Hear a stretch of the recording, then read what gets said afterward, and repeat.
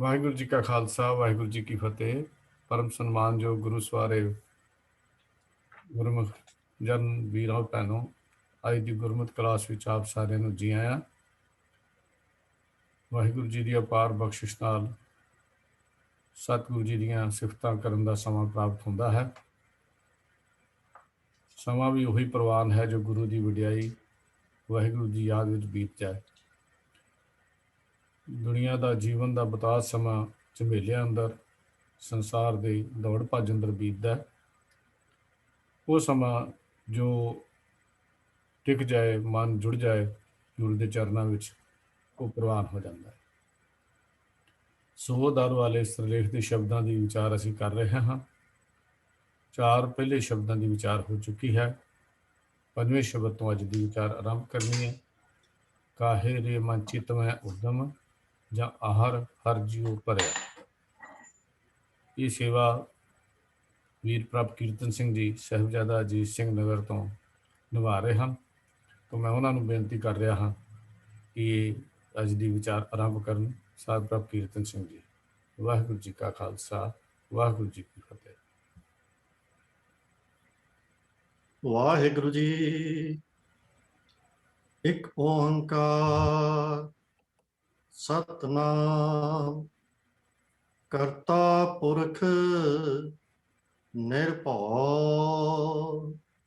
ਨਿਰਵੈਰ ਅਕਾਲ ਮੂਰਤ ਅਜੂਨੀ ਸੈਭੰ ਗੁਰ ਪ੍ਰਸਾਦ।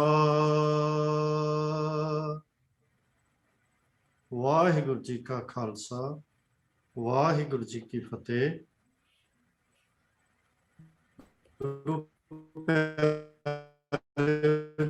ਵੀਰ ਜੀ ਨੇ ਆਪ ਜੀ ਨੂੰ ਦੱਸਿਆ ਕਿ ਜਿਵੇਂ ਆਪ ਜੀ ਨੂੰ ਦੱਸਿਆ ਹੈ ਕਿ ਅਸੀਂ ਸੋਧਰ ਦੇ ਸ਼ਬਦਾਂ ਦੀ ਵਿਚਾਰ ਕਰ ਰਹੇ ਹਾਂ।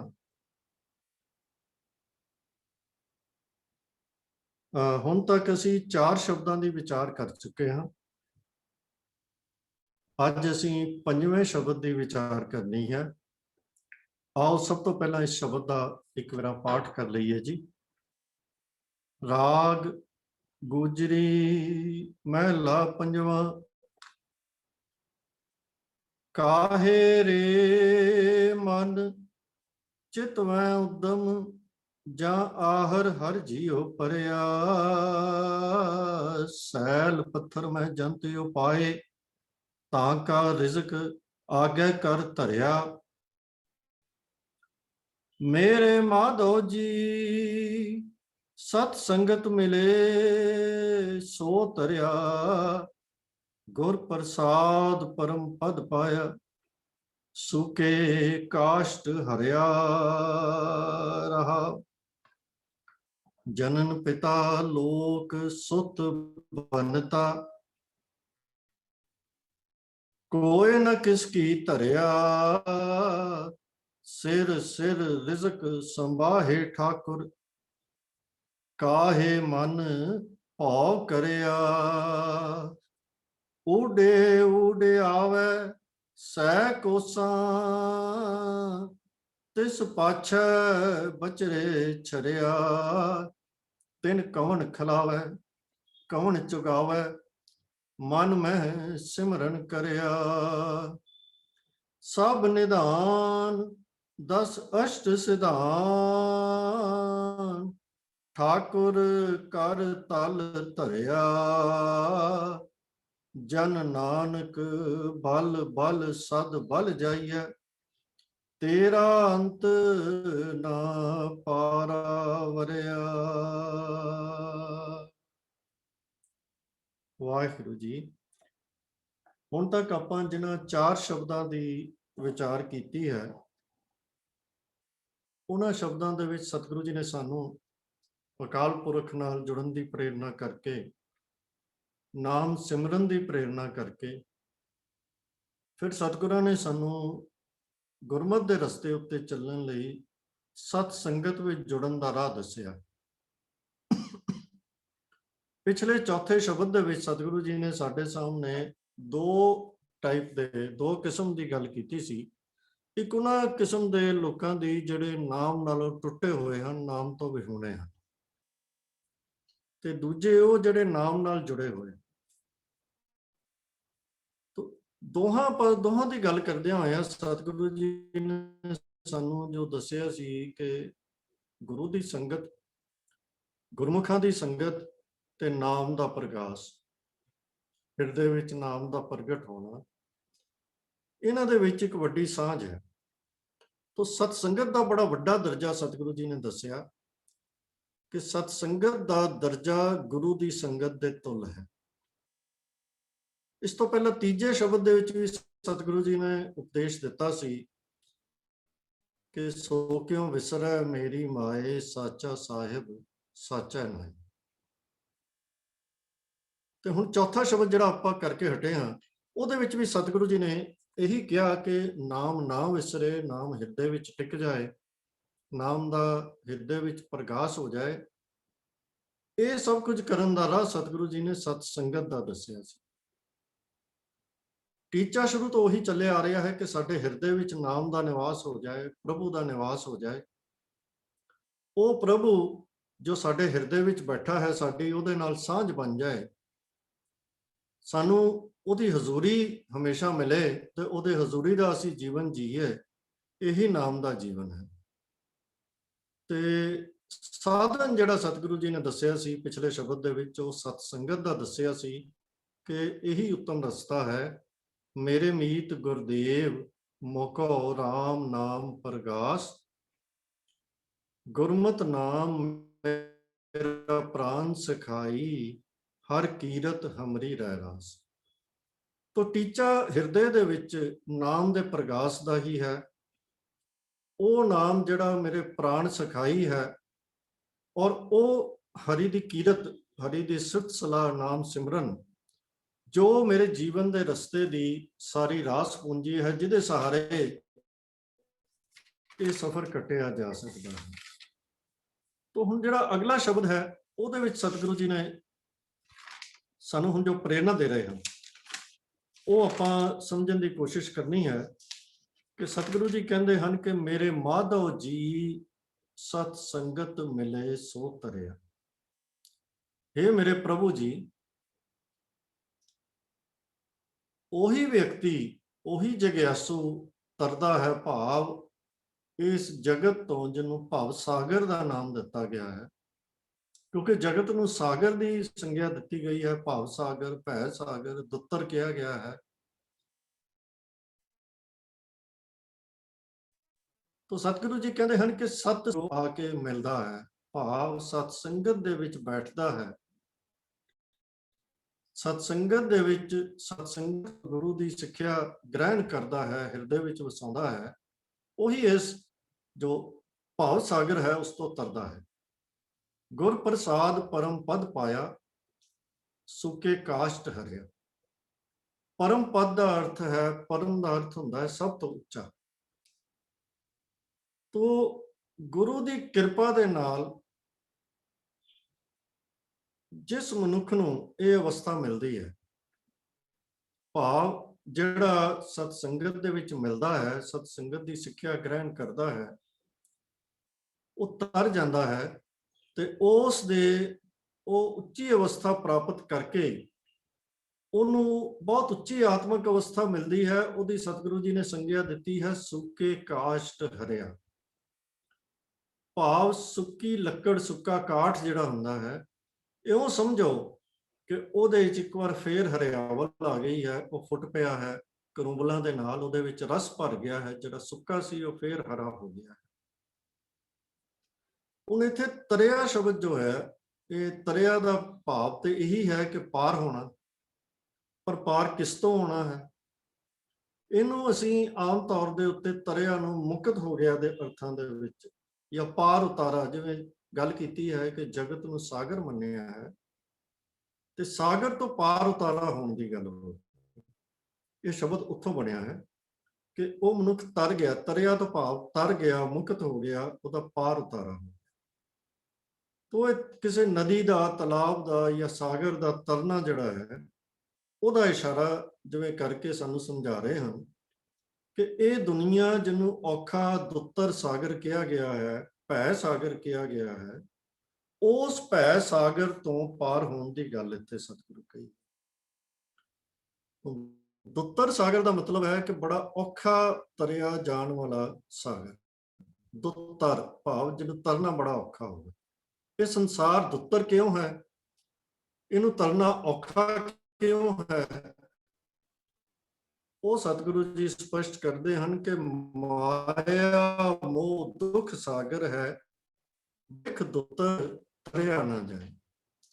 ਇਹ ਦੁੱਤਰ ਹੈ ਹੀ ਇਸ ਕਰਕੇ ਕਿਉਂਕਿ ਇਹਦੇ ਵਿੱਚ ਮਾਇਆ ਮੋਹ ਇਹ ਸਾਡੇ ਰਸਤੇ ਦੀਆਂ ਰੁਕਾਵਟਾਂ ਬਣ ਜਾਂਦੀਆਂ।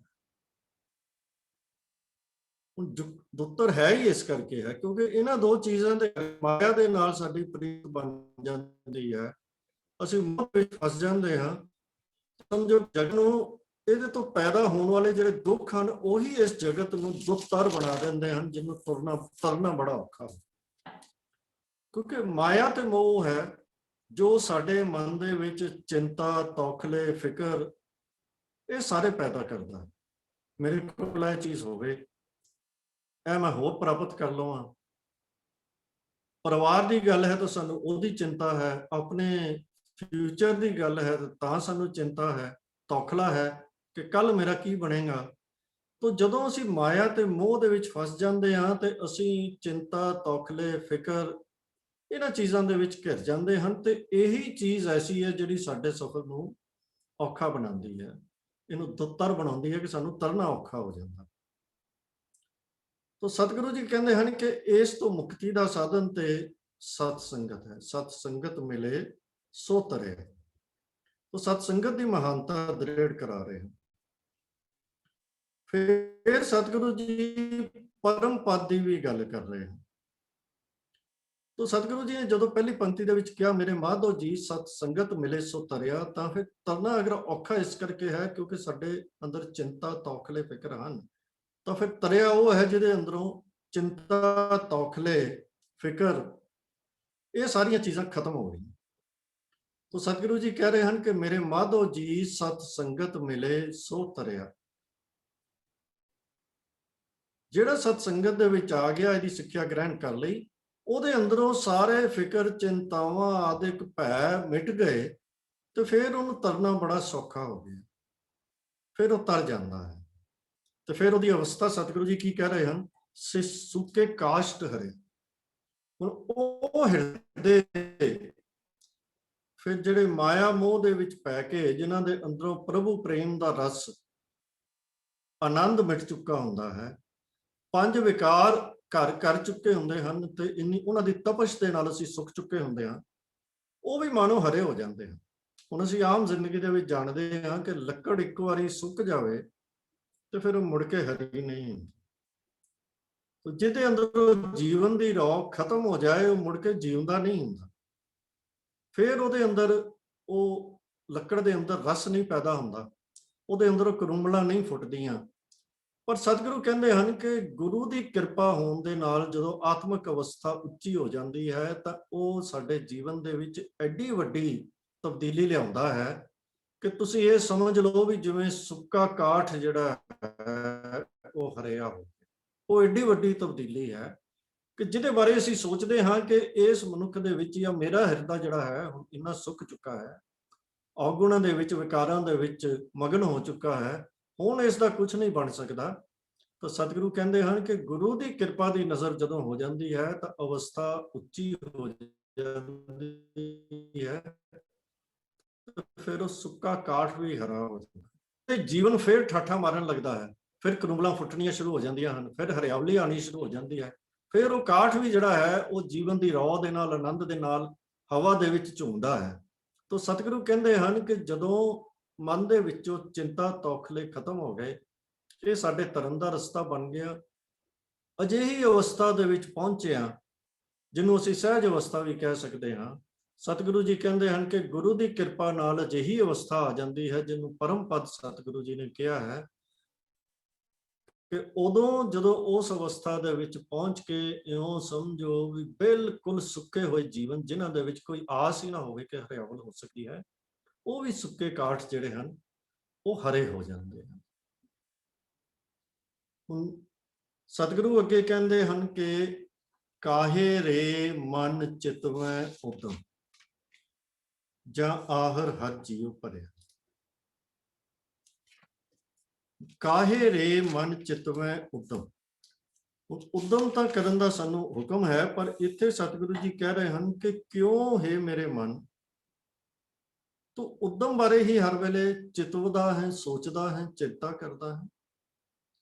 ਕਿਉਂ ਇਸ ਚਿੰਤਾ ਦੇ ਵਿੱਚ ਫਸਿਆ ਹੋਇਆ ਹੈ?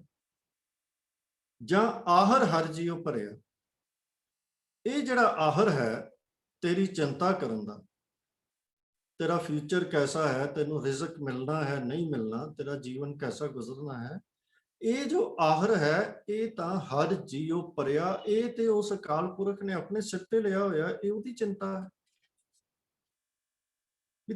ਤੇਰੀ ਖਾਤਰ ਜਿਹੜਾ ਆਹਰ ਪ੍ਰਭੂ ਆਪ ਕਰ ਰਿਹਾ ਹੈ, ਉਹੀ ਚੀਜ਼ ਦੇ ਵਾਸਤੇ ਤੁਸੀਂ ਕਿਉਂ ਫਿਕਰ ਕਰ ਰਹੇ ਹੋ? ਤੂੰ ਕਿਉਂ ਇਸ ਜਿਹੜਾ ਕੰਮ ਉਹਨੇ ਆਪਣੇ ਸਿਰ ਤੇ ਲਿਆ ਉਹ ਕੰਮ ਤੂੰ ਕਿਉਂ ਕਰ ਰਿਹਾ, ਤਾਂ ਤੂੰ ਕਿਉਂ ਚਿੰਤਾ ਕਰ ਰਿਹਾ?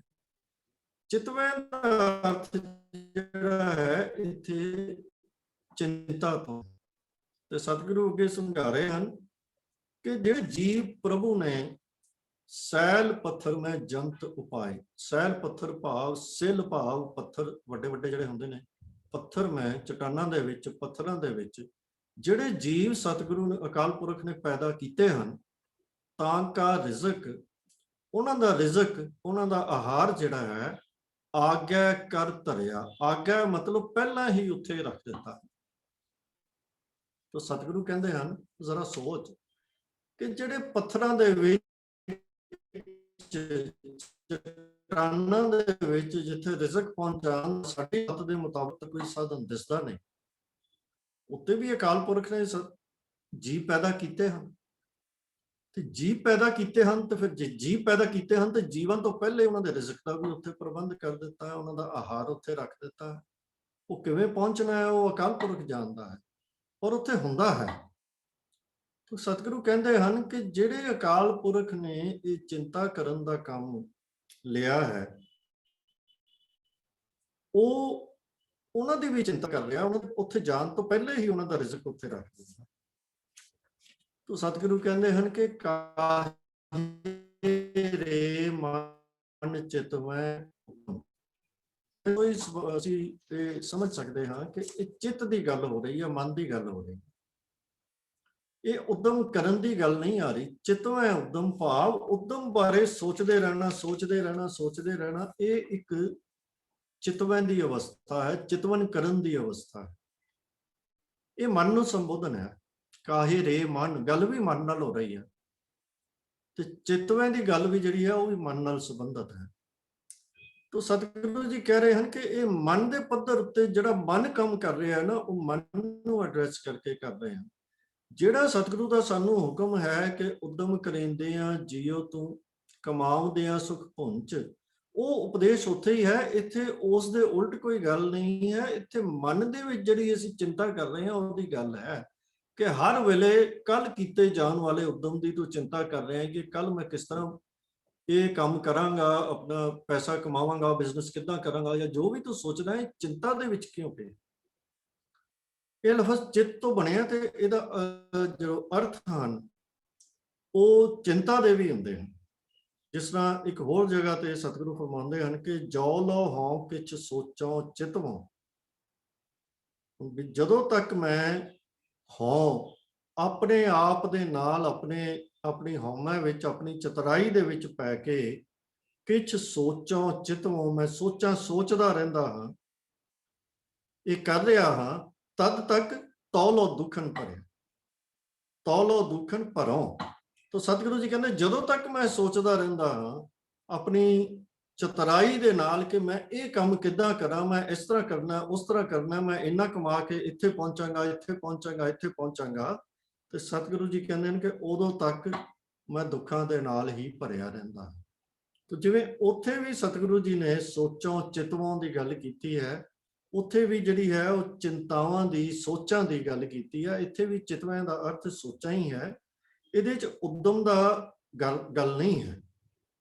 ਜਿਹੜਾ ਚਿੰਤਾ ਦਾ ਕੰਮ ਹੈ, ਸਤਿਗੁਰੂ ਕਹਿੰਦੇ ਹਨ ਕਿ ਪ੍ਰਭੂ ਦਾ ਹੈ, ਉਹ ਕਰ ਰਿਹਾ ਹੈ, ਤੂੰ ਉਹ ਨਾ ਕਰ। ਕੀ ਤੂੰ ਸਮਝਦਾ ਹੈ ਕਿ ਤੂੰ ਉਸ ਸਭ ਤੋਂ ਵੱਡੇ ਦਾਤੇ, ਸਭ ਤੋਂ ਸਮਰੱਥ ਅਕਾਲ ਪੁਰਖ, ਜਿਹਦੀ ਸਮਰੱਥਾ ਦਾ, ਜਿਹਦੇ ਫੈਲਾਅ ਦਾ, ਜਿਹਦੇ ਪਾਰਾਵਾਰ ਦਾ ਅਸੀਂ ਅੰਦਾਜ਼ਾ ਵੀ ਨਹੀਂ ਲਗਾ ਸਕਦੇ, ਤੂੰ ਉਸ ਤੋਂ ਜ਼ਿਆਦਾ ਸਮਰੱਥ ਹੈ ਕਿ ਤੈਨੂੰ ਸੋਚਣ ਦੀ ਲੋੜ ਪੈ ਗਈ? ਜਦ ਉਹਨੇ ਤੇਰੇ ਚਿੰਤਾ ਲਈ ਹੋਈ ਆ ਆਪਣੇ ਸਿਰ ਦੇ ਉੱਤੇ, ਤਾਂ ਫਿਰ ਤੂੰ ਕਿਉਂ ਉਹਨਾਂ ਸੋਚਾਂ ਦੇ ਵਿੱਚ ਪਿਆ? ਤੂੰ ਜ਼ਿਆਦਾ ਉਹਦਾ ਪ੍ਰਬੰਧ ਕਰ ਲੈਣਾ ਹੈ। ਤਾਂ ਸਤਿਗੁਰੂ ਜੀ ਨੇ ਫਿਰ ਉਦਾਹਰਨ ਦੇ ਰਹੇ ਹਨ ਅਗਲੀ ਪੰਕਤੀ 'ਚ ਕਿ ਉਹਨਾਂ ਜੀਵਾਂ ਦਾ ਵੀ ਅਕਾਲ ਪੁਰਖ ਜੋ ਹੈ, ਉਹ ਰਿਜ਼ਕ ਉਹਨਾਂ ਦੇ ਅੱਗੇ ਰੱਖ ਦਿੰਦਾ ਜਿੱਥੇ ਰਿਜ਼ਕ ਦੇ ਪਹੁੰਚਣ ਦਾ ਕੋਈ ਸਾਧਨ ਨਹੀਂ। ਦਰਅਸਲ ਇਹ ਚਿੰਤਾ ਦਾ ਕਾਰਨ ਕੀ ਹੈ ਜਿਸ ਦੇ ਵਿੱਚ ਅਸੀਂ ਪੈਂਦੇ?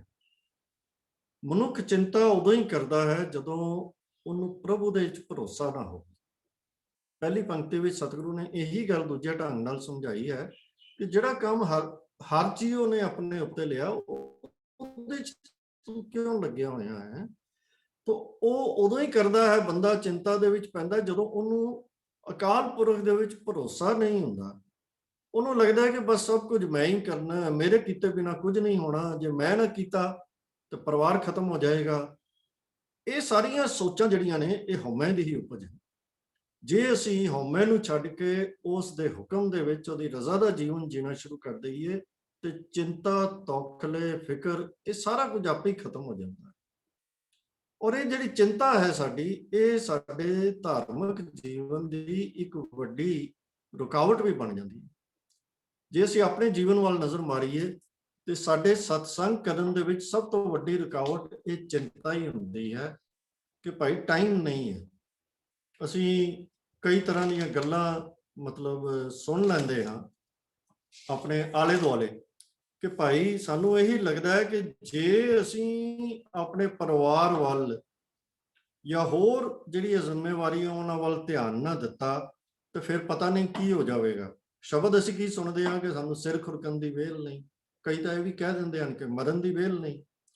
ਪਰ ਸਤਿਗੁਰੂ ਜੀ ਇਹਨੂੰ ਚੰਗੀ ਤਰ੍ਹਾਂ ਖੋਲ ਕੇ ਦੱਸ ਰਹੇ ਹਨ ਕਿ ਭਾਈ ਇਹ ਚਿੰਤਾ ਜਿਹੜੀ ਹੈ, ਇਹ ਚਿੰਤਾ ਤਾਂ ਤੈਨੂੰ ਕਰਨ ਦੀ ਲੋੜ ਹੈ ਨਹੀਂ। ਇਹ ਚਿੰਤਾ ਜਿਹੜੀ ਹੈ ਅਸਲ ਵਿੱਚ ਤੇਰੇ ਆਪਣੇ ਰਸਤੇ ਦੀ ਰੁਕਾਵਟ ਹੈ, ਜਿਹੜੀ ਤੈਨੂੰ ਸਤਸੰਗ ਤੱਕ ਲੈ ਜਾਣ ਤੋਂ ਰੋਕ ਰਹੀ ਹੈ। ਇਹੀ ਚਿੰਤਾ ਹੈ ਜਿਹੜੀ ਸਾਡੀ ਬੜੀ ਵੱਡੀ ਔਕੜ ਹੈ ਇੱਕ ਦੁਨਿਆਵੀ ਜੀਵਨ ਦੀ। ਤੋ ਸਤਿਗੁਰੂ ਜੀ ਕਹਿੰਦੇ ਹਨ ਕਿ ਮੇਰੇ ਮਾਧੋ ਜੀ ਸਤ ਸੰਗਤ ਮਿਲੇ ਸੋ ਤਰਿਆ। ਇਹ ਮੇਰੇ ਪ੍ਰਭੂ ਜੀ, ਜਿਹੜਾ ਸਤ ਸੰਗਤ ਦੇ ਵਿੱਚ ਮਿਲਦਾ ਹੈ, ਉਹਦੇ ਸਾਰੇ ਇਹ ਜੋ ਚਿੰਤਾ ਦੀ ਗੱਲ ਸਤਿਗੁਰੂ ਜੀ ਨੇ ਕੀਤੀ ਹੈ, ਚਿੰਤਾ, ਤੌਖਲੇ, ਫਿਕਰ ਕਿ ਮੈਂ ਦੁਨਿਆਵੀ ਆਪਣੀ ਜ਼ਿੰਮੇਵਾਰੀਆਂ ਪੂਰੀਆਂ ਕਰਨੀਆਂ ਹਨ, ਉਹ ਸਾਰੀਆਂ ਜਿਹੜੀਆਂ ਹਨ ਖਤਮ ਹੋ ਜਾਂਦੀਆਂ ਹਨ। ਮਨੁੱਖ ਸੁਰਖਰੂ ਹੋ ਜਾਂਦਾ ਹੈ, ਆਨੰਦ ਵਿੱਚ ਆ ਜਾਂਦਾ ਹੈ ਤੇ ਫਿਰ ਉਹ ਤਰ ਜਾਂਦਾ ਹੈ। ਇੱਥੇ ਤਰਿਆ ਦਾ ਅਰਥ ਦਰਅਸਲ ਜੇ ਅਸੀਂ ਦੇਖੀਏ ਤਾਂ ਤਰਿਆ ਕੋ ਫਿਜ਼ੀਕਲ ਤਰਨ ਦਾ ਅਰਥ ਨਹੀਂ ਹੈ। ਇਹ ਸਾਰੇ ਜਿਹੜੀਆਂ ਉੱਪਰ ਦੱਸੀਆਂ ਨੇ ਸਤਿਗੁਰੂ ਜੀ ਨੇ, ਚਿੰਤਾ, ਫਿਕਰ, ਤੌਖਲੇ, ਇਹ ਸਾਰੇ ਖਤਮ ਹੋ ਗਏ ਤਾਂ ਉਦੋਂ ਮਨੁੱਖ ਦੇ ਇਸ ਭਾਵ ਸਾਗਰ ਨੂੰ ਤਰਨ ਦਾ ਰਾਹ ਸ਼ੁਰੂ ਹੋ ਗਿਆ। ਗੁਰ ਪ੍ਰਸਾਦ ਪਰਮ ਪਦ ਪਾਇਆ। ਜਦੋਂ ਇਹ ਉੱਚੀ ਅਵਸਥਾ ਸਹਿਜ ਦੀ, ਚਿੰਤਾ ਤੌਖਲਿਆਂ ਤੋਂ ਮੁਕਤ ਦੀ ਗੁਰੂ ਦੀ ਕਿਰਪਾ ਨਾਲ ਪ੍ਰਾਪਤ ਹੋ ਜਾਂਦੀ ਹੈ ਤਾਂ ਜੀਵਨ ਵਿੱਚ ਐਡੀ ਵੱਡੀ ਤਬਦੀਲੀ ਆ ਜਾਂਦੀ ਹੈ ਕਿ ਫਿਰ ਜਿਹਦਾ ਅਸੀਂ ਸੋਚ ਵੀ ਨਹੀਂ ਸਕਦੇ, ਇਮੇਜਿਨ ਨਹੀਂ ਕਰ ਸਕਦੇ। ਵੀ ਇਉਂ ਸਮਝ ਲਈਏ ਕਿ ਸੁੱਕੇ ਕਾਠ ਜਿਹੜੇ ਹਨ, ਸੁੱਕੀ ਲੱਕੜ ਵੀ ਹੈ, ਉਹਦੇ 'ਚ ਵੀ ਫਿਰ ਕਰੁੰਬਲਾਂ ਫੁੱਟ ਪੈਂਦੀਆਂ ਹਨ, ਉਹ ਵੀ ਹਰੀ ਹੋ ਜਾਂਦੀ ਹੈ। ਅੱਗੇ ਸਤਿਗੁਰੂ ਕਹਿੰਦੇ ਹਨ ਕਿ ਜਨਨ ਪਿਤਾ ਲੋਕ ਸੁਤ ਬਣਤਾ, ਕੋਈ ਨਾ ਕਿਸ ਕੀ ਧਰਿਆ। ਜਨਨ ਕਹਿੰਦੇ ਹਨ ਮਾਂ ਨੂੰ, ਪਿਤਾ ਲੋਕ, ਲੋਕ ਦਾ ਮਤਲਬ ਜਿਹੜੇ ਆਲੇ ਦੁਆਲੇ ਸਾਡੇ ਸੰਬੰਧੀ ਮਿੱਤਰ, ਸਾਡਾ ਸਮਾਜ ਹੈ। ਸੁਤ ਪੁੱਤਰ ਤੇ ਬਣਤਾ ਵੋਟੀ, ਕੋਈ ਨਾ ਕਿਸ ਕੀ ਧਰਿਆ। ਧਰਿਆ ਦਾ ਅਰਥ ਹੈ ਆਸਰਾ। ਤਾਂ ਸਤਿਗੁਰੂ ਜੀ ਹੁਣ ਫੇਰ ਆਪਣੇ ਮਨ ਨੂੰ ਸੰਬੋਧਨ ਕਰਕੇ ਕਹਿ ਰਹੇ ਹਨ ਕਿ ਹੇ ਮਨ, ਇਹ ਮਾਂ ਪਿਓ ਪੁੱਤਰ ਸੰਬੰਧੀ ਲੋਕ, ਵੋਟੀ ਜਾਂ ਪਤਨੀ ਪਤੀ, ਇਹ ਕੋਈ ਵੀ ਕਿਸੇ ਦਾ ਆਸਰਾ ਨਹੀਂ। ਕੋਈ ਨਾ ਕਿਸ ਕੀ ਧਰਿਆ। ਸਿਰ ਸਿਰ ਰਿਜ਼ਕ ਸੰਭਾਹੇ ਠਾਕੁਰ, ਕਾਹੇ ਮਨ ਭਾਉ ਕਰਿਆ। ਉਹ ਅਕਾਲ ਪੁਰਖ ਠਾਕੁਰ ਜਿਹੜਾ ਸਿਰ ਸਿਰ ਭਾਵ, ਹਰ ਸਿਰ ਉੱਤੇ ਭਾਵ, ਹਰ ਜੀਵ ਵਾਸਤੇ ਰਿਜ਼ਕ ਸੰਭਾਹੇ। ਸੰਭਾਹੇ ਮਤਲਬ ਪਹੁੰਚਾ ਰਿਹਾ ਉਹਦੇ ਤੱਕ। ਉਹ ਠਾਕੁਰ, ਉਹ ਅਕਾਲ ਪੁਰਖ ਜੋ ਇੱਕ ਇੱਕ ਜੀਵ ਦੇ ਵਾਸਤੇ ਉਹਦਾ ਰਿਜ਼ਕ ਉਹਦੇ ਤੱਕ ਪਹੁੰਚਾ ਰਿਹਾ ਹੈ, ਤਾਂ ਫਿਰ ਕਾਹੇ ਮਨ ਭਾਉ ਕਰਿਆ, ਫਿਰ ਤੂੰ ਕਿਉਂ ਡਰ ਰਿਹਾ ਹੈ, ਕਿਉਂ ਡਰਦਾ ਪਿਆ ਹੈ? ਹੁਣ ਸਤਿਗੁਰੂ ਜੀ ਨੇ ਇੱਥੇ ਕੁਝ ਰਿਸ਼ਤਿਆਂ ਦਾ ਜ਼ਿਕਰ ਕੀਤਾ, ਜਨਨ ਪਿਤਾ ਲੋਕ ਸੁਤ ਬੰਤਾ। ਇਹ ਉਹੀ ਰਿਸ਼ਤੇ ਹਨ ਜਿਨ੍ਹਾਂ ਨੂੰ ਅਸੀਂ ਬਹੁਤ ਗੰਭੀਰਤਾ ਨਾਲ ਲੈਂਦੇ ਹਾਂ। ਮਾਤਾ ਪਿਤਾ ਦੇ ਪ੍ਰਤੀ ਸਾਡੇ ਕੀ ਫਰਜ਼ ਹਨ, ਸੁਤ ਭਾਵ ਦੇ ਪ੍ਰਤੀ ਸਾਡੇ ਲਈ ਸਾਡੇ ਫਰਜ਼ ਹਨ। ਅੰਤਾ ਭਾਵ ਸਾਡੇ ਰਿਸ਼ਤੇਦਾਰ, ਸਾਡੇ ਸੰਬੰਧੀ, ਸਾਡੇ ਮਿੱਤਰ, ਸਾਡੇ ਆਂਢ ਗੁਆਂਢ, ਸਮਾਜ, ਹਰ ਚੀਜ਼ ਦਾ ਅਸੀਂ ਫਿਕਰ ਕਰਦੇ। ਸਾਨੂੰ ਇਉਂ ਲੱਗਦਾ ਹੈ ਕਿ ਇਹਨਾਂ ਸਾਰੀਆਂ ਰਿਸ਼ਤਿਆਂ ਦੇ ਫਰਜ਼ ਅਸੀਂ ਆਪ ਹੀ ਨਿਭਾਉਣੇ ਹਨ, ਔਰ ਇਹਨਾਂ ਹੀ ਫਰਜ਼ਾਂ ਦੇ ਪਿੱਛੇ ਅਸੀਂ ਆਪਣੇ ਜੀਵਨ ਵੱਲ ਝਾਤ ਮਾਰੀਏ, ਇਹਨਾਂ ਹੀ ਫਰਜ਼ਾਂ ਦੇ ਪਿੱਛੇ ਅਸੀਂ ਆਪਣੇ ਅਧਿਆਤਮਿਕ ਜੀਵਨ ਨੂੰ, ਆਤਮਿਕ ਜੀਵਨ ਨੂੰ ਭੁੱਲ ਜਾਂਦੇ ਹਨ। ਬਾਣੀ ਨਾਲ ਜੁੜਨਾ, ਸਤਸੰਗ ਵਿੱਚ ਜਾਣਾ, ਬਾਣੀ ਨੂੰ ਪੜ੍ਹਨਾ, ਸਮਝਣਾ, ਆਨੰਦ ਲੈਣਾ, ਨਾਮ ਸਿਮਰਨ ਕਰਨਾ, ਇਹ ਸਾਰੀਆਂ ਚੀਜ਼ਾਂ, ਇਹੀ ਰਿਸ਼ਤੇ ਹਨ ਜਿਹੜੇ ਉਹ ਇਸ ਨੂੰ ਸੈਕੰਡਰੀ ਬਣਾ ਦਿੰਦੇ ਹਨ। ਕਿਉਂ? ਕਿਉਂਕਿ ਸਾਨੂੰ ਲੱਗਦਾ ਹੈ ਕਿ ਮੇਰੇ ਬਿਨਾਂ ਮੇਰੇ ਮਾਤਾ ਪਿਤਾ ਦੀ ਸੇਵਾ ਕੌਣ ਕਰੇਗਾ, ਮੇਰੇ ਬਿਨਾਂ ਮੇਰੇ ਪੁੱਤਰਾਂ ਨੂੰ, ਧੀਆਂ ਨੂੰ ਕੌਣ ਸੰਭਾਲੇਗਾ, ਮੇਰੇ ਬਿਨਾਂ ਮੇਰੇ ਪਤੀ ਜਾਂ ਪਤਨੀ ਨੂੰ ਕੌਣ ਦੇਖੇਗਾ, ਇਹ ਤਾਂ ਮੇਰੀ ਪਹਿਲੀ ਡਿਊਟੀ ਹੈ। ਤੇ ਉਹਦੇ 'ਚ ਫਸ ਕੇ ਅਸੀਂ ਕੀ ਕਰਦੇ ਹਾਂ ਕਿ ਅਸੀਂ ਆਪਣੇ ਸੈਲਫ ਦੇ ਪ੍ਰਤੀ, ਉਹ ਜੋ ਸਾਡਾ ਜੀਵਨ ਮਨੋਰਥ ਸੀ, ਉਹ ਜਿਹੜੇ ਫਰਜ਼ ਉਹ ਅਸੀਂ ਭੁੱਲ ਜਾਂਦੇ ਹਾਂ। ਇਹ ਸਾਡੇ ਸਾਰਿਆਂ ਨਾਲ ਹੀ ਹੁੰਦਾ। ਨਾਮ ਲੈ ਕੇ ਸਤਿਗੁਰੂ ਜੀ ਸਮਝਾ ਰਹੇ ਹਨ ਕਿ ਇਹ ਨਹੀਂ ਗੱਲ ਕਿ ਇਹ ਰਿਸ਼ਤੇ ਅਨਇੰਪੋਰਟੈਂਟ ਹਨ, ਪਰ ਅਸਲੀਅਤ ਇਹ ਹੈ ਕਿ ਇਹ ਰਿਸ਼ਤੇ ਅਸੀਂ ਨਿਭਾਉਣੇ ਹਨ, ਪਰ ਇਹ ਨਹੀਂ ਸਮਝਣਾ ਕੋਈ ਨਾ ਕਿਸ ਕੀ ਧਰਿਆ, ਅਸੀਂ ਇਹਨਾਂ ਦਾ ਆਸਰਾ ਨਹੀਂ ਆ, ਆਸਰਾ ਅਕਾਲ ਪੁਰਖ ਦਾ। ਅਸੀਂ ਆਪਣੇ ਫਰਜ਼ ਤਾਂ ਪੂਰੇ ਕਰਨੇ ਹਨ, ਪਰ ਅਸੀਂ ਇਹ ਨਹੀਂ ਸਮਝ ਲੈਣਾ ਕਿ ਮੇਰੇ ਤੋਂ ਬਿਨਾਂ ਇਹਨਾਂ ਦਾ ਕੁਝ ਨਹੀਂ ਬਣੇਗਾ, ਮੇਰੇ ਤੋਂ ਬਿਨਾਂ ਰੁਲ ਜਾਣਗੇ। ਇਹ ਨਹੀਂ ਹੈ। ਅਸੀਂ ਆਪਣੇ ਫਰਜ਼ ਪੂਰੇ ਕਰਦਿਆਂ ਹੋਏ ਆਪਣੇ ਮਨ ਅੰਦਰ ਇਹ ਤੌਖਲਾ ਨਹੀਂ ਰੱਖਣਾ, ਇਹ ਭਾਵ ਨਹੀਂ ਰੱਖਣਾ, ਕਿਉਂਕਿ ਆਸਰਾ ਤਾਂ ਕੇਵਲ ਅਕਾਲ ਪੁਰਖ ਹੈ, ਜਿਹਦਾ ਅਗਲੀ ਪੰਕਤੀ ਦੇ ਵਿੱਚ ਸਤਿਗੁਰੂ ਜੀ ਜ਼ਿਕਰ ਕਰ ਰਹੇ ਹਨ, ਜਿਹੜਾ ਇੱਕ ਇੱਕ ਜੀਵ ਦਾ ਉਹਦੇ ਤੱਕ ਉਹਦਾ ਰਿਜ਼ਕ ਬਣਾ ਰਿਹਾ ਹੈ, ਉਹਦੇ ਅੱਗੇ ਰੱਖ ਰਿਹਾ ਹੈ ਸੰਭਾਹੇ। ਤਾਂ ਫਿਰ ਸਤਿਗੁਰੂ ਜੀ ਕਹਿੰਦੇ ਹਨ ਕਿ ਤੂੰ ਕਿਹੜੀ ਗੱਲ ਤੋਂ ਡਰ ਰਿਹਾ, ਤੂੰ ਆਪਣੇ ਫਰਜ਼ ਪੂਰੇ ਕਰ, ਪਰ ਬਿਨਾਂ ਕਿਸੇ ਚਿੰਤਾ ਦੇ। ਜਿਵੇਂ ਪਹਿਲੇ ਬੰਦ ਵਿੱਚ ਕਿਹਾ ਸੀ ਕਿ ਕਾਹੇ ਰੇ ਮਨ ਚਿਤ ਮੈਂ ਉਦਮ, ਉਹ ਚਿੰਤਾ ਕਰਨ ਤੋਂ ਰੁਕਿਆ ਹੈ, ਉਦਮ ਕਰਨ ਤੋਂ ਨਹੀਂ ਰੁਕਿਆ। ਇੱਥੇ ਵੀ ਉਹੀ ਗੱਲ ਹੈ ਕਿ ਮਤਾ ਤੂੰ ਇਹ ਰਿਸ਼ਤੇ ਨਿਭਾਉਂਦੇ ਆ, ਇਹ ਸਮਝ ਲਵੇਂ ਕਿ ਤੂੰ ਹੀ ਇਹਨਾਂ ਦਾ ਸਾਰਾ ਆਸਰਾ ਬਣ ਗਿਆ। ਐਸਾ ਕੁਛ ਨਹੀਂ ਹੈ, ਕਿਸੇ ਭੁਲੇਖੇ ਚ ਨਾ ਰਹੀ। ਉਹ ਅਕਾਲ ਪੁਰਖ, ਉਹ ਵਾਹਿਗੁਰੂ ਠਾਕੁਰ, ਉਹਨਾਂ ਦੇ ਇੱਕ ਇੱਕ ਦੇ ਅੱਗੇ ਉਹਨਾਂ ਦਾ ਰਿਜ਼ਕ ਪਹੁੰਚਾ ਰਿਹਾ ਹੈ। ਤੂੰ ਮਨ ਦੇ ਵਿੱਚ ਭਾਵ ਨਾ ਕਰ। ਭਾਵ ਦਾ ਮਤਲਬ ਡਰ ਹੈ, ਤੇ ਡਰ ਹੀ ਇੱਕ ਐਸਾ ਭਾਵ ਹੈ, ਐਸੀ ਭਾਵਨਾ ਹੈ ਕਿ ਅਸੀਂ ਡਰਦੇ ਹਾਂ ਕਿ ਜੇ ਮੈਂ ਨਹੀਂ ਇਹ ਕੀਤਾ ਤੇ ਕੋਈ ਨਹੀਂ ਕਰੇਗਾ।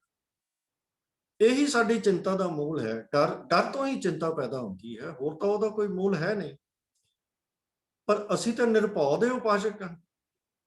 ਮੂਲ ਮੰਤਰ ਵਿੱਚ ਹੀ ਸਤਿਗੁਰਾਂ ਨੇ ਨਿਰਭਉ ਨਿਰਵੈਰ ਦੀ ਗੱਲ ਕੀਤੀ ਹੈ। ਤੇ ਨਿਰਭਉ ਦੇ ਉਪਾਸ਼ਕ ਦੇ ਮਨ ਦੇ ਵਿੱਚ ਭਾਵ ਕਿਉਂ ਆਵੇ? ਅਸੀਂ ਉਹਦੇ ਗੁਣਾਂ ਨੂੰ ਇਸੇ ਕਰਕੇ ਯਾਦ ਕਰਦੇ ਹਾਂ ਕਿ ਅਸੀਂ ਉਹਨਾਂ ਗੁਣਾਂ ਨੂੰ ਗ੍ਰਹਿਣ ਕਰ ਸਕੀਏ। ਤਾਂ ਉਸ ਨਿਰਭਉ ਦੇ ਉਪਾਸਨਾ ਕਰਦਿਆਂ ਹੋਇਆਂ, ਨਿਰਭਉ ਦੇ ਉੱਤੇ ਟੇਕ ਰੱਖਦਿਆਂ ਹੋਇਆਂ ਸਾਡੇ ਮਨ ਦੇ ਵਿੱਚ ਭਾਵ ਕਿਉਂ ਆਵੇ? ਸਤਿਗੁਰੂ ਨੇ ਸਾਨੂੰ ਬੜੇ ਡਰਾਮੈਟਿਕਲੀ ਇਹ ਸਾਰੀਆਂ ਚੀਜ਼ਾਂ ਦਿਖਾਈਆਂ ਹਨ ਆਪਣੇ ਜੀਵਨ ਦੇ ਵਿੱਚ। ਹੁਣ ਇੱਕ ਆਪਾਂ ਛੋਟੀ ਜਿਹੀ ਐਗਜ਼ਾਮਪਲ ਲੈ ਲਈਏ ਕਿ ਜਦੋਂ 10ਵੇਂ ਪਾਤਸ਼ਾਹ ਨੇ ਅਨੰਦਪੁਰ ਛੱਡਿਆ, ਸਰਸਾ ਦੇ ਕੰਢੇ ਦੇ ਉੱਤੇ ਸਾਰੀ ਰਾਤ ਯੁੱਧ ਹੋਇਆ, ਅੰਮ੍ਰਿਤ ਵੇਲਾ ਆ ਗਿਆ, ਤੇ ਸਤਿਗੁਰਾਂ ਨੇ ਕਿਹਾ ਭਾਈ ਆਸਾ ਦੀ ਵਾਰ ਦਾ ਟਾਈਮ ਹੋ ਗਿਆ ਹੈ, ਸੰਗ ਦਾ ਟਾਈਮ ਹੋ ਗਿਆ ਹੈ, ਆਓ ਆਸਾ ਦੀ ਵਾਰ ਪੜੀਏ। ਤੇ ਸਤਿਗੁਰਾਂ ਨੇ ਆਪ ਕੀਰਤਨ ਕੀਤਾ, ਹਾਊਸ ਲੈ ਕੇ ਆਪਣੇ ਹੱਥ ਦੇ ਵਿੱਚ। ਇਹ ਸਾਡਾ ਇਤਿਹਾਸ ਸਾਨੂੰ ਦੱਸਦਾ ਹੈ। ਤੇ ਜੇ ਵਰਦੀਆਂ ਗੋਲੀਆਂ ਦੇ ਵਿੱਚ ਫੌਜਾਂ ਚੜੀਆਂ ਆ ਰਹੀਆਂ ਹਨ ਪਿੱਛੇ, ਹਾਲਤ ਐਸੀ ਹੈ ਕਿ ਇੱਕ ਜੱਥੇ ਦੀ ਡਿਊਟੀ ਲਾਣੀ ਪਈ ਹੈ ਕਿ ਜੇ ਕੋਈ ਉੱਤੇ ਚੜ੍ਹਾਈ ਕਰਕੇ ਆਵੇ ਤੇ ਉਹਨੂੰ ਰਾਹ 'ਚ ਰੋਕੋ ਤਾਂ ਕਿ ਸਤਸੰਗ ਦੇ ਵਿੱਚ ਵਿਘਨ ਨਾ ਪਵੇ ਤੇ ਜੇ ਉੱਥੇ ਕੋਈ ਭਾਵ ਨਹੀਂ ਸੀ ਸਤਸੰਗ ਦੇ ਵਿੱਚ ਜਾਣ ਲਈ, ਤਾਂ ਆਓ ਆਪਾਂ ਆਪਣੇ ਅੰਦਰ ਨਿਗਾਹ ਮਾਰੀਏ ਕਿ ਜਿਨ੍ਹਾਂ ਭਾਵ, ਜਿਨ੍ਹਾਂ ਚਿੰਤਾਵਾਂ ਕਰਕੇ ਅਸੀਂ ਸਤਸੰਗ ਦੇ ਵਿੱਚ ਨਹੀਂ ਜਾਂਦੇ, ਉਹਨਾਂ ਦੀ ਕੀ ਹਸਤੀ ਹੈ, ਉਹ ਕਿੱਥੇ ਕੁ, ਉਹਨਾਂ ਦੀ ਕੀ ਹਸਤੀ, ਕਿੰਨੀਆਂ ਕੁ ਵੱਡੀਆਂ ਚਿੰਤਾਵਾਂ ਹਨ। ਅਸੀਂ ਗੁਰੂ ਨਾਲ ਨਹੀਂ ਜੁੜਦੇ। ਕਿਉਂ? ਕਿਉਂਕਿ ਸਾਨੂੰ ਚਿੰਤਾ ਹੈ ਸਾਰੇ ਜਗਤ ਦੀ ਕਿ ਮੇਰੇ ਬਿਨਾਂ ਤਾਂ ਪਤਾ ਨਹੀਂ ਜਗਤ ਦਾ ਉਹ ਚੱਕਰ ਹੀ ਚੱਲਣਾ ਰੁਕ ਜਾਏਗਾ। ਤਾਂ ਸਤਿਗੁਰੂ ਕਹਿ ਰਹੇ ਹਨ, ਕੋਏ ਨਾ ਕਿਸ ਕੀ ਧਰਿਆ, ਕੋਈ ਵੀ ਕਿਸੇ ਦਾ ਆਸਰਾ ਨਹੀਂ ਹੈ। ਆਸਰਾ ਕੇਵਲ ਅਕਾਲ ਪੁਰਖ ਹੈ, ਔਰ ਉਹ ਸਭ ਨੂੰ ਆਪਣਾ ਰਿਜ਼ਕ ਪਹੁੰਚਾ ਰਿਹਾ ਹੈ। ਤੂੰ ਮਨ ਦੇ ਵਿੱਚੋਂ ਇਹ ਡਰ, ਚਿੰਤਾ, ਤੌਖਲੇ, ਫਿਕਰ ਸਾਰੇ ਕੱਢ ਦੇ ਤੇ ਕੀ ਕਰ, ਮੇਰੇ ਮਾਧੋ ਜੀ ਸਤ ਸੰਗਤ ਮਿਲੇ ਸੋ ਤਰੇ। ਉਹ ਸਤ ਸੰਗਤ ਦੇ ਵਿੱਚ ਜਾ, ਜਿੱਥੇ ਜਾ ਕੇ ਤੇਰਾ ਇਹ ਤੂੰ ਤਰਨਾ ਹੈ, ਤੇਰੇ ਸਾਰੇ ਚਿੰਤਾ ਤੌਖਲੇ ਮੁੱਕ ਜਾਣੇ ਹਨ, ਔਰ ਇਸ ਜਗਤ ਦੇ ਵਿੱਚ ਤੂੰ ਆਪਣਾ ਜੀਵਨ ਮਨੋਰਥ ਪ੍ਰਾਪਤ ਕਰਨਾ। ਹੁਣ ਅੱਗੇ ਸਤਿਗੁਰੂ ਹੋਰ ਉਦਾਹਰਨ ਦਿੰਦੇ ਹਨ ਸਾਨੂੰ ਸਮਝਾਉਣ ਲਈ ਕਿ ਊਡੇ ਊਡ ਆਵੈ ਸਹਿ ਕੋਸਾ, ਤਿਸ ਪਾਛੈ ਬਚੜੇ ਛੜੇ। ਊਡੇ ਊਡ ਭਾਵ ਉੱਡ ਉੱਡ ਕੇ, ਸਹਿ ਕੋਸਾਂ ਸੈਂਕੜੇ ਕੋਸਾਂ ਤੱਕ ਉੱਡ ਕੇ। ਕੂੰਜਾਂ ਨੂੰ ਕਿਹਾ ਜਾਂਦਾ ਹੈ, ਇਹ ਗੱਲ ਆਮ ਤੌਰ ਦੇ ਉੱਤੇ ਕੂੰਜਾਂ ਦੀ ਐਗਜ਼ਾਮਪਲ ਦਿੱਤੀ ਜਾਂਦੀ ਹੈ। ਛੋਟੇ ਛੋਟੇ ਪੰਛੀ ਜਿਨ੍ਹਾਂ ਨੂੰ ਅਸੀਂ ਉਹ ਅਸਮਾਨ ਦੇ ਵਿੱਚ ਤਰ੍ਹਾਂ ਤਰ੍ਹਾਂ ਦੇ ਪੈਟਰਨਸ ਬਣਾ ਕੇ ਤੁਰਦਿਆਂ ਵੀ ਅਸੀਂ ਦੇਖਦੇ ਹਾਂ ਕਿ ਉਹ ਪੰਛੀ ਜਿਹੜੇ ਹਨ ਬੜੀ ਦੂਰੋਂ ਆਉਂਦੇ ਹਨ, ਸੈਂਕੜੇ ਕੋਸਾਂ ਤੋਂ, ਹਜ਼ਾਰਾਂ ਮੀਲਾਂ ਤੋਂ ਆਉਂਦੇ ਹਨ। ਪਰ ਸਤਿਗੁਰੂ ਕਹਿੰਦੇ ਹਨ, ਊਡੇ ਊਡ ਆਵੈ ਸਹਿ ਕੋਸਾਂ, ਤਿਸ ਪਾਛੈ ਬਚੜੇ ਛੜਿਆ। ਤਿਸ ਪਾਛਾ ਮਤਲਬ ਉਸ ਕੂੰਜ ਨੇ ਪਿੱਛੇ ਨਿੱਕੇ ਨਿੱਕੇ ਬੱਚੇ, ਬਚੜੇ ਭਾਵ ਛੋਟੇ ਛੋਟੇ ਬੱਚੇ ਛੱਡੇ ਹੁੰਦੇ ਹਨ। ਸਤਿਗੁਰੂ ਕਹਿੰਦੇ ਹਨ ਕਿ ਉਹ ਵੀ ਹਨ, ਦੇਖੋ ਉਹ ਉੱਡ ਉੱਡ ਕੇ ਸੈਂਕੜੇ ਕੋਹਾਂ ਤੇ ਆ ਜਾਂਦੀਆਂ ਹਨ, ਬੱਚੇ ਪਿੱਛੇ ਇਕੱਲੇ ਛੱਡੇ ਹੋਏ ਹਨ। ਤਿਨ ਕੌਣ ਖਿਲਾਵੇ, ਕੌਣ ਖਵਾਉਂਦਾ ਉਹਨਾਂ ਨੂੰ? ਖਿਲਾਵੇ ਭਾਵ ਉਹਨਾਂ ਨੂੰ ਖਵਾ ਕੌਣ ਰਿਹਾ ਹੈ? ਕੌਣ ਚੁਗਾਵੇ, ਕੌਣ ਉਹਨਾਂ ਨੂੰ ਦਾਣੇ ਚੁਗਾ ਰਿਹਾ ਹੈ? ਚੋਗਾ ਕੌਣ ਦੇ ਰਿਹਾ ਹੈ? ਭਾਵ ਉਹਨਾਂ ਨੂੰ ਨਾ ਕੋਈ ਪਿੱਛੇ ਖਵਾਉਣ ਵਾਲਾ ਹੈ, ਨਾ ਕੋਈ ਚੋਗਾ ਚੁਗਾਉਣ ਵਾਲਾ ਹੈ। ਜਦੋਂ ਇਹ ਕੁਐਸਚਨ ਮਾਰਕ ਦੇ ਵਿੱਚ ਗੱਲ ਕੀਤੀ ਜਾਂਦੀ ਹੈ ਕਿ ਤਿਨ ਕੌਣ ਖਿਲਾਵੇ, ਭਾਵ ਕੋਈ ਖਵਾਉਣ ਵਾਲਾ ਨਹੀਂ ਹੈ, ਖਿਲਾਉਣ ਵਾਲਾ ਕੋਈ ਨਹੀਂ ਹੈ, ਮਤਲਬ ਉਹਨਾਂ ਨੂੰ ਖਵਾਉਣ ਵਾਲਾ ਕੋਈ ਨਹੀਂ ਹੈ। ਚੁਗਾਉਣ ਵਾਲਾ ਕੌਣ ਚੁਗਾਵੇ, ਭਾਵ ਉਹਨਾਂ ਨੂੰ ਚੁਗਾਉਣ ਵਾਲਾ ਕੋਈ ਹੈ ਨਹੀਂ ਹੈ, ਕੋਈ ਨਹੀਂ ਹੈ। ਮਨ ਮੈਂ ਸਿਮਰਨ ਕਰਿਆ। ਹੁਣ ਇੱਥੇ ਸਤਿਗੁਰੂ ਕਹਿੰਦੇ ਹਨ ਕਿ ਉਹਨਾਂ ਨੂੰ ਕੋਈ ਚੋਗਾ ਨਹੀਂ ਚੁਗਾਉਂਦਾ, ਉਹ ਸਿਰਫ ਪਲਦੇ ਕਿਸ ਚੀਜ਼ ਉੱਤੇ ਹਨ ਕਿ ਉਹਨਾਂ ਦੀ ਮਾਂ ਦਾ, ਉਸ ਕੂੰਜ ਦਾ, ਉਸ ਦਾ ਧਿਆਨ ਆਪਣੇ ਮਨ ਦੇ ਵਿੱਚ ਉਹਨਾਂ ਦਾ ਧਰਦੀ ਰਹਿੰਦੀ ਹੈ। ਤੇ ਅਕਾਲ ਪੁਰਖ ਦੀ ਬਰਕਤ ਐਸੀ ਵਰਤਦੀ ਹੈ ਕਿ ਉਹਨਾਂ ਨੂੰ ਕੋਈ ਦਿੱਕਤ ਨਹੀਂ ਆਉਂਦੀ, ਉਹਨਾਂ ਨੂੰ ਭੋਜਨ ਵੀ ਮਿਲਦਾ ਹੈ, ਉਹਨਾਂ ਨੂੰ ਚੋਗਾ ਵੀ ਚੁਗਾਇਆ ਜਾਂਦਾ ਹੈ, ਉਹਨਾਂ ਦੀ ਕੇਅਰ ਵੀ ਹੋ ਜਾਂਦੀ ਹੈ। ਸਤਿਗੁਰੂ ਜੀ ਨੇ ਇੱਕ ਬੜੀ ਵੱਡੀ ਐਗਜ਼ਾਮਪਲ ਸਾਨੂੰ ਦੇ ਦਿੱਤੀ। ਹੁਣ ਇਹ ਉਦਾਹਰਨ ਆਮ ਤੌਰ ਤੇ ਮਤਲਬ ਅਧਿਆਤਮਕ ਜਿਹੜਾ ਸਾਡਾ ਜਗਤ ਹੈ ਉਹਦੇ ਵਿੱਚ ਦਿੱਤੀ ਜਾਂਦੀ ਹੈ। ਗੁਰਬਾਣੀ ਦੇ ਵਿੱਚ ਵੀ ਇਹ ਬੜੀ ਵਾਰੀ ਦਿੱਤੀ ਗਈ ਹੈ ਕਿ ਜੈਸੀ ਗगन ਫਿਰੰਤੀ ਊਡਤੀ ਕਪਰੇ ਭਾਗੇ ਵਾਲੀ, ਉਹ ਰੱਖੈ ਚੀਤ ਪੀਛੇ ਵਿੱਚ ਬਚਰੇ ਨਿਤ ਹਿਰਦੈ ਸਾਰ ਸਮਾ। ਉਹਦਾ ਚਿੱਤ ਜਿਹੜਾ ਹੈ ਉਹ ਪਿੱਛੇ ਬੱਚਿਆਂ ਦੇ ਵਿੱਚ ਹੈ।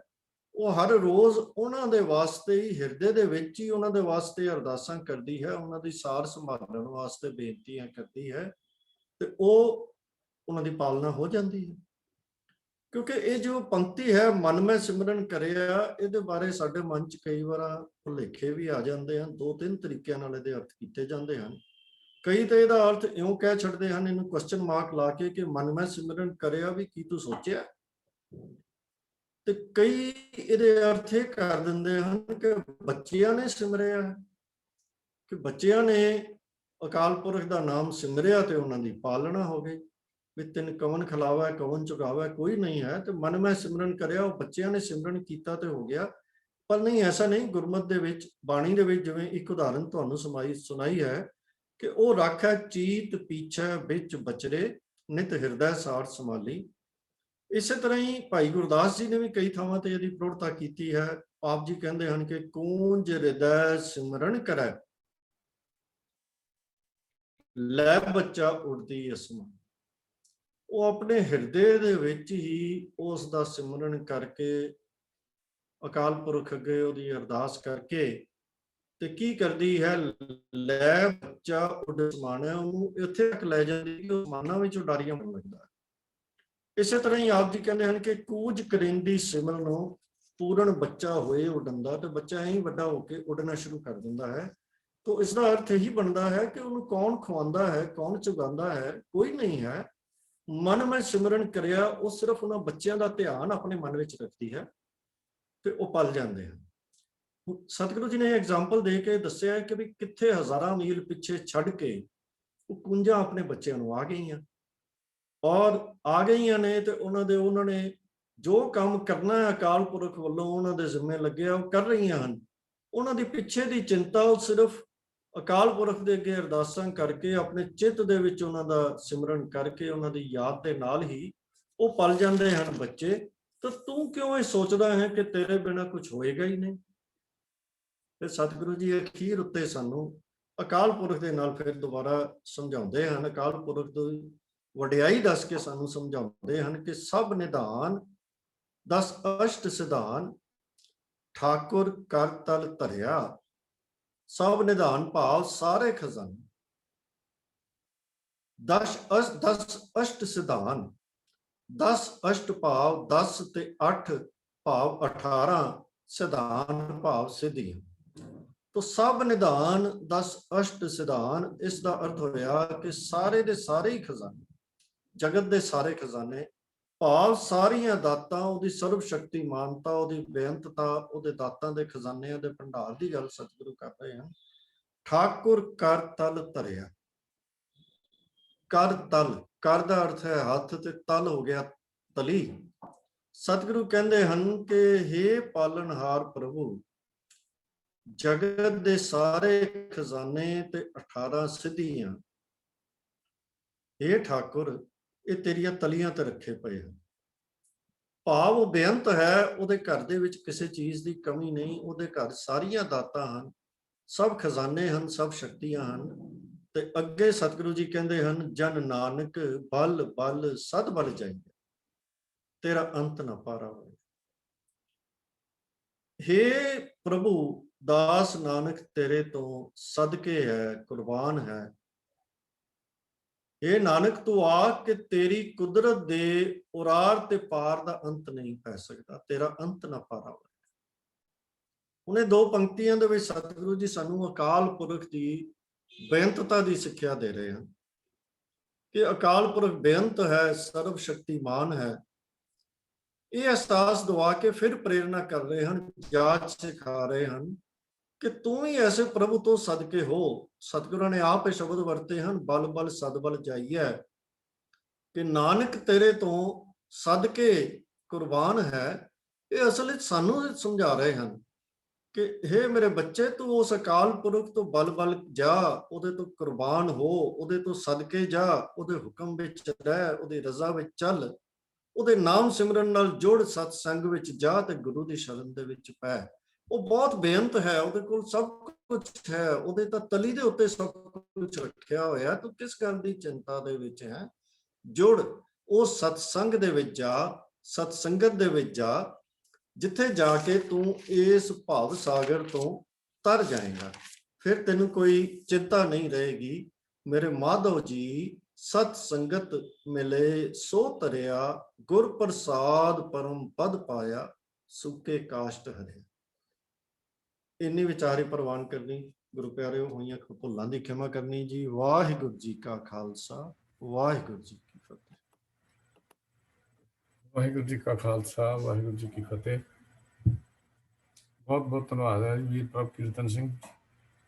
ਬਹੁਤ ਡੀਪ ਜਾ ਕੇ ਡੂੰਘੀ ਵਿਚਾਰ ਸ਼ਬਦ ਦੀ ਜੋ ਆਪ ਜੀ ਨੇ ਸਾਡੇ ਨਾਲ ਸਾਂਝੀ ਕੀਤੀ ਹੈ।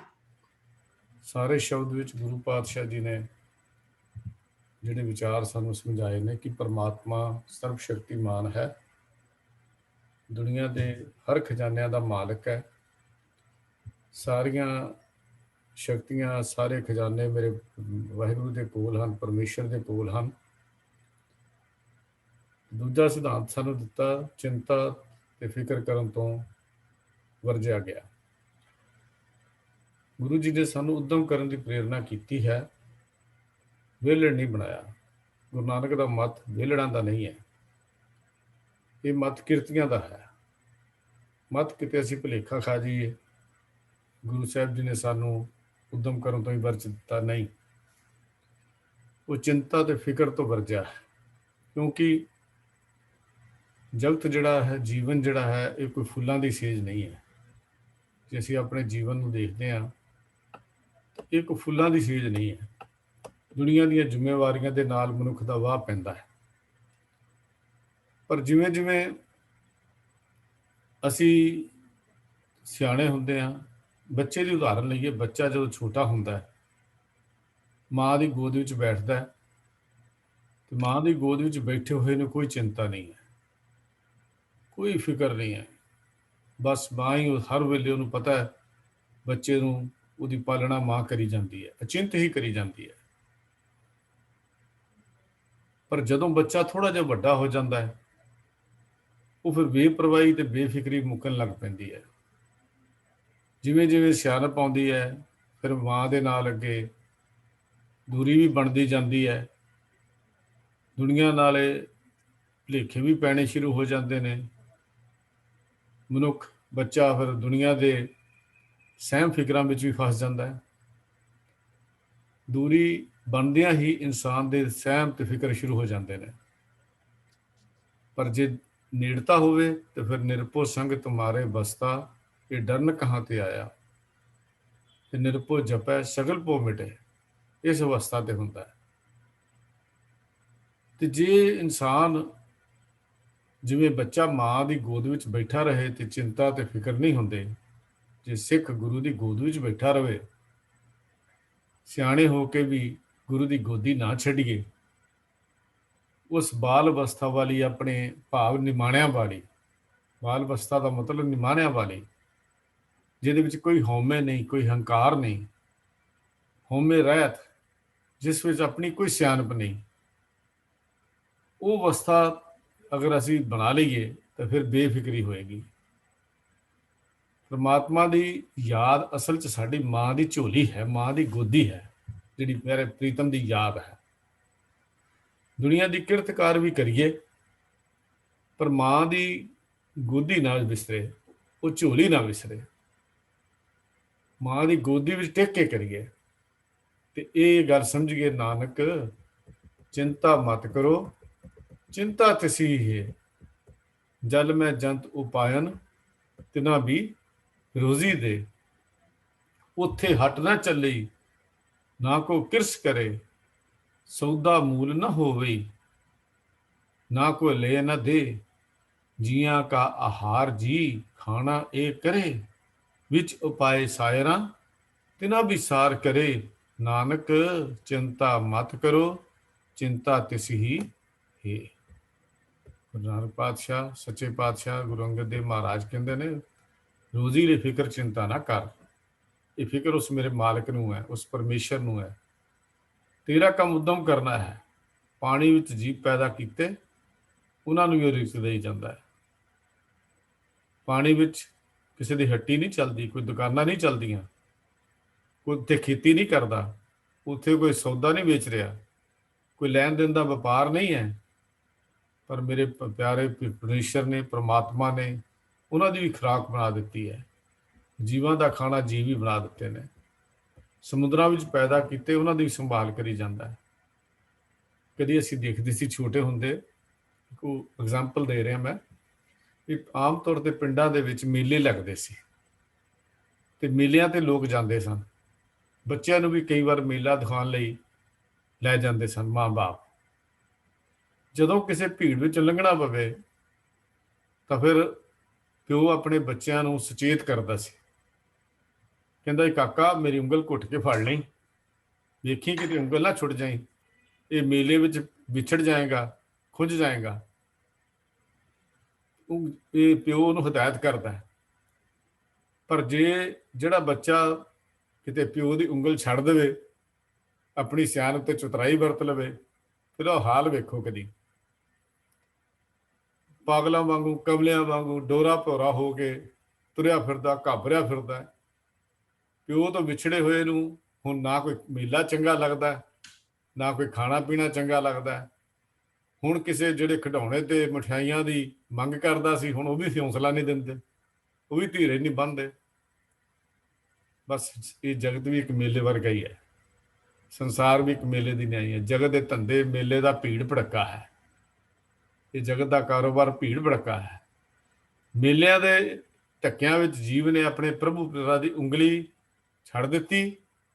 ਜੇ ਪ੍ਰਮਾਤਮਾ ਦੀ ਯਾਦ ਵਿਸਾਰ ਦਿੱਤੀ, ਜਗਤ ਦੇ ਸਹਿਮ ਚਿੰਤਾ ਫਿਕਰ ਉਸ ਨੂੰ ਆ ਕੇ ਦੱਬ ਲੈਣਗੇ। ਜੇ ਉਹਨੇ ਉਂਗਲ ਛੱਡ ਦਿੱਤੀ, ਉਸਦੇ ਭਾਗਾਂ 'ਚ ਫਿਰ ਦੁੱਖ ਹੀ ਦੁੱਖ ਹੈ। ਜਿੱਥੇ ਚਿੰਤਾ ਹੈ ਉੱਥੇ ਦੁੱਖ ਹੈ, ਡਿਪਰੈਸ਼ਨ ਹੈ, ਬਿਮਾਰੀਆਂ ਹਨ ਜਿੱਥੇ ਚਿੰਤਾ ਹੈ। ਇਸੇ ਕਰਕੇ ਗੁਰੂ ਸਾਹਿਬ ਕਹਿੰਦੇ, ਗੁਰੂ ਤੇਗ ਬਹਾਦਰ ਸਾਹਿਬ, ਹਰ ਕੇ ਨਾਮ ਬਿਨਾ ਦੁੱਖ ਪਾਵੇ, ਭਗਤ ਬਿਨਾ ਸਹਿਸਾ ਨਾ ਚੂਕੇ, ਗੁਰ ਇਹ ਭੇਦ ਬਤਾਵੇ। ਨਹੀਂ ਮਿਟੇਗਾ, ਕਹਾਂ ਭਿਓ ਤੀਰਥ ਬ੍ਰਤ ਕੀਏ, ਰਾਮ ਸ਼ਰਨ ਨਹੀਂ ਆਵੇ। ਜੋਗ ਜਗ ਨੇਫਲ ਤੇ ਮਾਨੋ, ਜੋ ਪ੍ਰਭ ਜਸ ਬਿਸਰਾਵੇ। मान मोह दोनों को पर हर, गोविंद के गुण गावे। कहो नानक ये बिद को प्राणी, जीवन मुक्त कहावे। यह है मार्ग गुरु नानक ने साडी झोली विच पाया। यह है मार्ग गुरु तेग बहादुर साहब जी का, जिन्हों ने सानू दसिया भी जिहड़ा बंदा हंकार ते माया दा मोह छड्ड के परमात्मा दी सिफत विच जुड़दा है, ਜਿਹੜਾ ਮਨੁੱਖ ਇਸ ਤਰ੍ਹਾਂ ਦਾ ਜੀਵਨ ਬਤੀਤ ਕਰਦਾ, ਉਹ ਜੀਵਨ ਮੁਕਤ ਹੈ। ਉਹ ਮਨੁੱਖ ਅਸਲ ਵਿੱਚ ਮਨੁੱਖਾਂ ਦੀ ਸ਼੍ਰੇਣੀ ਵਿੱਚ ਗਿਣਿਆ ਜਾਂਦਾ ਹੈ, ਜਿਹੜੇ ਜ਼ਿੰਦਗੀ ਵਿੱਚ ਵਿਕਾਰਾਂ ਦੀ ਪਕੜ ਤੋਂ ਬਚ ਜਾਂਦੇ ਹਨ। ਜਿਹੜੇ ਵਿਕਾਰਾਂ ਦੀ ਪਕੜ ਵਿੱਚ ਰਹਿੰਦੇ ਨੇ, ਵਿਕਾਰਾਂ ਵਿੱਚ ਫਸੇ ਰਹਿੰਦੇ ਨੇ, ਉਹਨਾਂ ਨੂੰ ਜੀਵਨ ਮੁਕਤ ਨਹੀਂ ਮਿਲਦਾ, ਪਦ ਵੀ ਨਹੀਂ ਮਿਲਦਾ। ਅਸੀਂ ਜੀਵਨ ਮੁਕਤ ਬਣਨਾ ਹੈ, ਤੇ ਜੀਵਨ ਮੁਕਤ ਹੈ ਮੇਰੇ ਮਾਧੋ ਜੀ, ਸਤ ਸੰਗਤ ਮਿਲੇ ਸੋ ਤਰਿਆ। ਉਹ ਹੈ ਗੁਰ ਪ੍ਰਸਾਦ। ਜੀਵਨ ਮੁਕਤ ਹੈ ਗੁਰ ਪ੍ਰਸਾਦ ਦਾ। ਗੁਰ ਪ੍ਰਸਾਦ ਲੈਣ ਲਈ ਮਿਹਨਤ ਹੈ, ਗੁਰ ਪ੍ਰਸਾਦ ਤੱਕ ਮਿਹਨਤ ਲਈ ਸਾਨੂੰ ਯਤਨ ਕਰਨਾ ਪੈਂਦਾ। ਗੁਰ ਪ੍ਰਸਾਦ ਐਵੇਂ ਨਹੀਂ ਮਿਲਦਾ। ਉੱਥੇ ਗੁਰੂ ਸਾਹਿਬ ਜੀ ਨੇ ਕੂੰਜ ਦੀਆਂ ਉਦਾਹਰਨਾਂ ਸਤਿਗੁਰੂ ਜੀ ਨੇ ਸਾਡੇ ਸਾਹਮਣੇ ਰੱਖੀਆਂ, ਕਿੱਡੀ ਦੂਰੀ, ਕਿੱਡਾ ਉਹਦਾ ਬਣਿਆ ਹੋਇਆ। ਲੇਕਿਨ ਉੱਥੇ ਗੁਰੂ ਪਾਤਸ਼ਾਹ ਨੇ ਸਾਨੂੰ ਵੀ ਗੱਲ ਕਹਿ ਦਿੱਤੀ, ਨਾ ਕਰ ਚਿੰਤਾ ਹੈ ਕਰਤੇ, ਹਰ ਦੇਵੇ ਜਲ ਥਲ ਜਨਤਾ ਸਭ ਤੇ, ਅਚਿੰਤ ਦਾਨ ਦੇ ਪ੍ਰਭ ਮੇਰਾ, ਵਿੱਚ ਪਾਥਰ ਕੀਟ ਪਖਾਣੀ ਹੈ। ਤਾਂ ਅਚਿੰਤ ਸਾਨੂੰ ਦੇ ਰਿਹਾ ਹੈ, ਉਹਦਾ ਦੇ ਰਿਹਾ। ਪਹਿਲੇ ਦੇ ਤੈ ਰਿਜਕ ਸਮਾਹਾ, ਪਾਛੇ ਦੇ ਤੈ ਜੰਤੂ ਪਾਹਾ।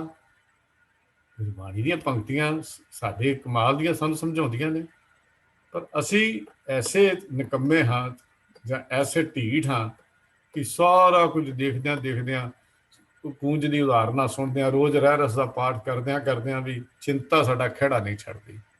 ਇਹ ਡਰ ਭੋ ਸਾਡੇ ਅੰਦਰੋਂ ਜਾਂਦਾ ਹੀ ਨਹੀਂ, ਤੇ ਇਹ ਡਰ ਭੋ ਨਹੀਂ ਜਾਏਗਾ ਫਿਰ ਦੂਰੀ ਬਣੀ ਜਾਏਗੀ। ਬਸ ਇਹ ਦੂਰੀ ਹੀ ਫਿਰ ਹਉਮੈ ਤੇ ਹੰਕਾਰ ਕਰਕੇ ਬਣਦੀ ਹੈ, ਆਪਣੀ ਸਿਆਣਪ ਕਰਕੇ ਬਣਦੀ ਹੈ। ਬਸ ਇੱਕੋ ਹੀ ਗੱਲ ਹੈ, ਆਪਣੀ ਸਿਆਣਪ ਛੱਡਦੀ ਹੈ। ਉੱਥੇ ਤਾਂ ਇੱਕੋ ਹੀ ਗੱਲ ਚਾਹੀਦੀ ਹੈ ਕਿ ਵੀ ਅਸੀਂ ਚਿੰਤਾ ਛੱਡ ਅਚਿੰਤ ਰਹੋ।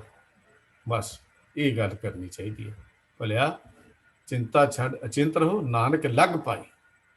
ਸਤਿਗੁਰੂ ਮਹਾਰਾਜ ਸੱਚੇ ਪਾਤਸ਼ਾਹ ਕਿਰਪਾ ਕਰਨ, ਉਹ ਤੋਂ ਸਦਕੇ ਜਾਈਏ, ਬਲਿਹਾਰ ਜਾਈਏ, ਉਦਮ ਕਰਦੇ ਰਹੀਏ, ਆਹਾਰ ਕਰਦੇ ਕਮਾਈਏ, ਪਰ ਉਹਦੀ ਯਾਦ ਵਿੱਚ ਰਹਿ ਕੇ, ਉਹਦੇ ਚਿੰਤਨ ਵਿੱਚ ਰਹਿ ਕੇ, ਉਹਦੇ ਸ਼ੁਕਰਾਨੇ ਵਿੱਚ ਰਹਿ ਕੇ, ਹਰ ਕੰਮ ਸਾਡਾ ਸ਼ੁਕਰਾਨੇ ਵਿੱਚ ਹੋਵੇ। ਇਹੋ ਹੀ ਹੈ ਕਾਹੇ ਰੇ ਮਨ ਚਿਤ ਮੈਂ ਉਦਮ, ਜਾਂ ਆਹਰ ਹਰ ਜੀਉ ਭਰਿਆ। ਸ਼ੁਕਰਾਨਾ ਹੈ, ਮਾਲਕ ਉਹ ਹੈ। ਬਹੁਤ ਬਹੁਤ ਧੰਨਵਾਦ ਵੀਰ ਪ੍ਰਭ ਕੀਰਤਨ ਸਿੰਘ ਜੀ, ਆਪ ਜੀ ਨੇ ਬੜੀ ਕਿਰਪਾ ਕੀਤੀ ਹੈ। ਤੇ ਵੀਰ ਰਾਜਾ ਸਿੰਘ ਜੀ, ਵਾਹਿਗੁਰੂ ਜੀ ਕਾ ਖਾਲਸਾ।